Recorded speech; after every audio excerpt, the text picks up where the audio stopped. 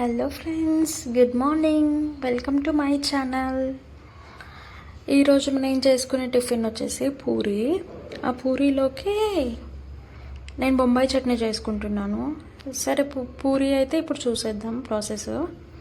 First ఒక కడాయి పెట్టుకొని దాంట్లో డీప్ ఫ్రైకి సరిపడా ఆయిల్ వేసుకొని మనం ముందుగా చేసి పెట్టుకున్న పూరీల్ని నూనెలో వేయించుకోవాలి. సో పూరీలు కొంచెం పొంగొచ్చేలాగా వేయించుకోవాలి. పూరీలు పొంగొస్తేనే మనకు నచ్చుతుంది, కానీ సాఫ్ట్గా మెత్తగా ఉంటాయి కూడా. సో ఇలా వేడి పూరీలోకి బొంబాయి చట్నీ నంచుకొని తింటే అది ఎంతో బాగుంటుంది. సో ఇలా పూరీలని డీప్ ఫ్రై చేసుకుంటూ 2 సైడ్స్ మంచిగా కాలేలాగా వేయించుకొని మనకు ఎన్ని కావాలంటే అన్ని వేయించుకొని మనం ముందుగానే హాట్ బాక్స్లో పెట్టేసుకోవాలి. చూడండి, ఇక్కడ పూరి చూసారా ఎంత ఫ్లఫీగా ఎంత బాగుందో.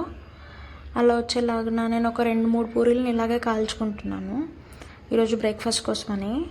ఒకసారి చూడండి, ప్రాసెస్ చూసేయండి మీరు కూడా.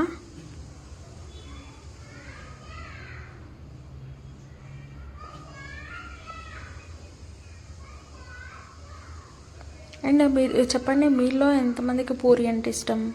బ్రేక్ఫాస్ట్లో పూరి కొంతమంది తినడానికి ఇష్టపడరు, ఏంటంటే ఆయిల్ ఫుడ్ అనేసి, మార్నింగ్ ఎలా తింటాం అనేసి. నాకైతే అలాంటివి ఉండదు. ఇంకా పూరి విత్ చికెన్ కర్రీ అయితే కాంబినేషన్ అదిరిపోతుంది. నాకైతే చాలా ఇష్టం.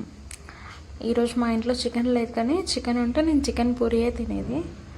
సో చూడండి, పూరి చూడండి ఎలా పొంగుతుందో. వీళ్ళ ఎంతమందికి ఇష్టం? పూరి విత్ బొంబాయి చట్నీయా, పూరి విత్ చికెన్ కర్రీయా? నాకైతే puri with chicken curry favourite.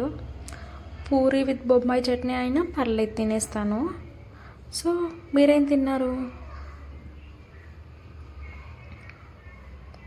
నా పూరీలు వచ్చేసి బాగానే పొంగుతున్నట్టున్నాయి, బట్ ఇంతకంటే ఇంకా మంచిగా పొంగుతాయేమో.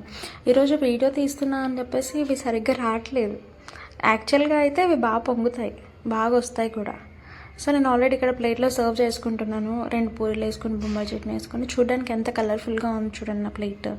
చాలా నచ్చింది నాకైతే.